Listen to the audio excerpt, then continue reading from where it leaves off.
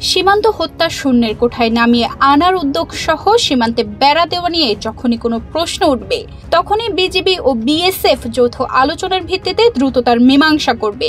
বাংলাদেশ ও ভারতের সীমান্তরক্ষী বাহিনী বিজিবি ও বিএসএফ এর শীর্ষ পর্যায়ের বৈঠকে এই সিদ্ধান্ত হয়েছে। নয়াদিল্লিতে দুই বাহিনীর 3 দিনের এই বৈঠকে সীমান্ত হত্যা ও বেড়া দেওয়ার বিষয় দুইটি প্রাধান্য পেয়েছে।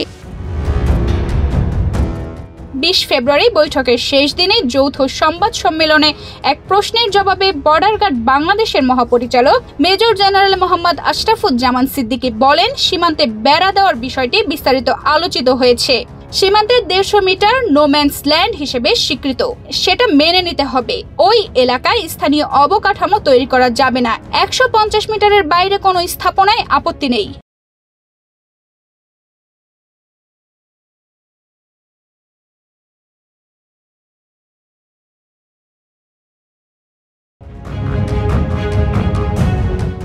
সম্মেলনে আঙ্গরপোতা দোহগ্রাম সীমান্তের শূন্যরেখায় কাঁটাতারের বেড়া নির্মাণের বিষয়টি তুলে ধরেন বিজিবির মহাপরিচালক। সীমান্তে ভবিষ্যতে এ ধরনের ঘটনার পুনরাবৃত্তি রোধ করার বিষয়ে বিজিবি মহাপরিচালক বিএসএফ মহাপরিচালকের দৃষ্টি আকর্ষণ করেন।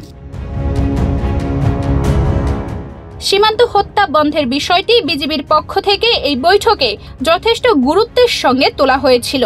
সেই প্রসঙ্গে বিএসএফ এর মহাপরিচালক দলজিৎ সিং চৌধুরী বলেন, সীমান্ত পেরিয়ে অনুপ্রবেশ যাতে না ঘটে তা নিশ্চিত করতে বিজিবিকে বারবার বলা হয়, কিন্তু তবু দীর্ঘ সীমান্তের কোথাও কোথাও দুষ্কৃতকারীরা স্বয়ংক্রিয় থাকে। বিএসএফ সতর্কভাবে তাদের মোকাবেলা করে। প্রাণঘাতী অস্ত্রের ব্যবহার না করার নীতি থেকে বিএসএফ সরেনি বলে উল্লেখ করেন দলজিৎ সিং চৌধুরী।